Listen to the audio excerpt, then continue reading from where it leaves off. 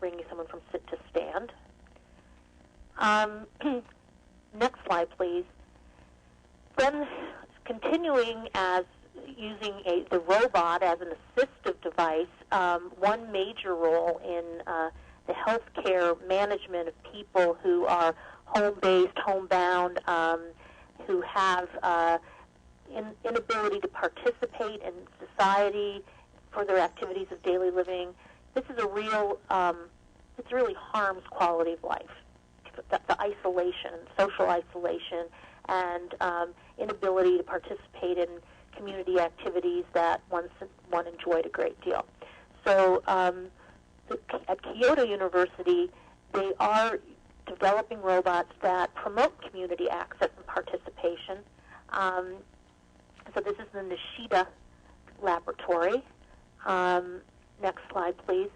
I'm going to be talking about this lab subsequently because there were other activities they were engaging in that had other applications to human-robotic interface in the setting of improving rehabilitation care, I think, for people with disability. But for this part of the talk, I'm focusing on the development of robots that can be controlled in another environment entirely, let's say a grocery store, by the movements of the person in their home. And so this group studies human conversational behavior, including verbal and nonverbal interactions, and with the goal of globally enhancing communication between human and robot. And one very practical application that they showed us was a community-based robot that was in a grocery store that the person at home could control through movements, weight shifts, steps, and really experience the grocery shopping as well as conducting the grocery shopping. And the next slide gives you a diagram of how that's accomplished with the, in the upper left corner, the equipment and algorithms for analyzing the individual's movements and directions, and then in the real world, how the robot responds. Okay, next slide. Now, again, still in the category is robots as the assistive device. I'm now talking about robots for replacing motor function and for replacing limb function entirely. So there will be a couple of different examples here. I'll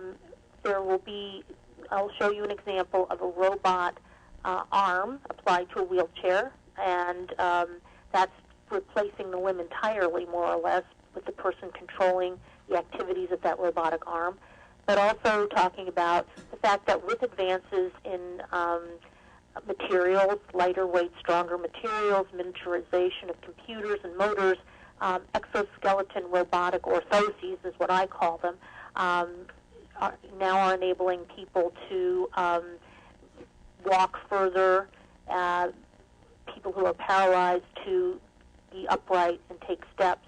And this is an area of a lot of research around the world. But first, next slide, please. This is, again, from Waseda University, Dr. Sugano's work. And here we have a wheelchair-mounted assisted robotic arm. Okay, next slide. This, obviously, this is from Korea Institute of Technology, which hosted us. Next slide. Dr. Park was the leader of this particular group at KaiTech who reviewed these studies with us. Next slide, please. Okay, so now I'm going to get into what you may all know about, but some of you probably have not even heard about, which is using these exoskeleton robots for enabling people to walk further without fatigue, enable people who can't walk at all because of complete paralysis to get on their feet and walk. The reason I've outlined here that these kinds of devices create excitement in the patient world and in the clinical world is that all of our less advanced mechanical kinds of orthotic efforts to get people to walk when they're paralyzed, like the reciprocating gait orthoses, are very, very labor-intensive. They use up just too much energy in the individual. They also require very extreme movements at the base of the spine and end up giving people pain if they have perception. And it's simply not functional. Good exercise, but it's really not functional for any meaningful walking. And it's very rare that people use these in any kind of long-term way. So having these exoskeleton robotic orthoses for the lower limbs, which there are lots of claims out now about their ability to liberate people from paralysis, but actually they are being studied all over the world at the moment to see exactly how effective they can be. Next slide, please. And so this gives you an example of the efforts that are going on everywhere. There's the Rewalk in Israel. There's Rex in New Zealand. There's the Berkeley Bionic e-legs going on in Northern California. HAL in Japan, which I don't have a lot of direct familiarity with.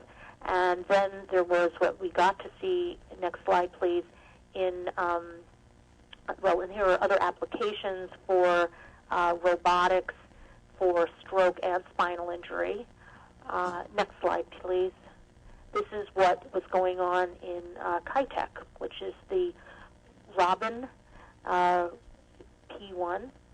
And these features are very similar to the Argomed, the Israeli Rewalk, that is now just being deployed. It's gotten through our FDA and is being offered in America, but really, actually, we are conducting trials with it right now to see if what group of people with spinal injury can use these devices. I mean, there are a lot of issues that don't immediately occur to people. After spinal injury, there's a lot of bone loss, and we can't just put people weight-bearing instantly. We have to make sure they have adequate bone mass so that they don't crack a long bone when they suddenly get up and stand. We have to see truly how much weight and wear and tear on the shoulders this creates, and we're going to be looking very carefully at energy expenditure, the impact on cardiovascular health, and many other things to see if this is going to be a long-term solution. I'd like to say here now Kitech, we'd love to join you in this effort. I think it's important that objective groups examine commercial products independently. But there is huge enthusiasm for this kind of device in the disabled community. And here, next slide, please. Kitech appears to be doing its due diligence in Korea, testing their device at the Chungnam University Hospital. And I'll get back to this in a moment, but these exoskeleton assist-as-needed robots can do much more than, it's a lot in itself, but, to replace motor function.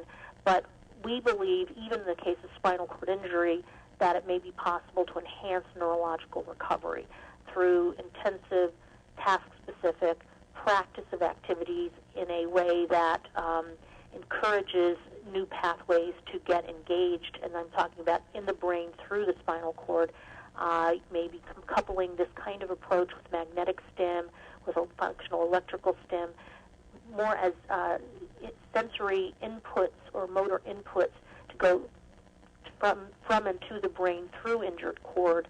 And even though the original bodyweight supported treadmill training kinds of approaches have not shown a meaningful effect on gait improvement in spinal injury, no one believes that this is the end of the story. And this may be an important next approach to helping restore some motor function, perhaps with other agents like growth factors, etc. Okay, enough on my favorite topic. Let's move to the next.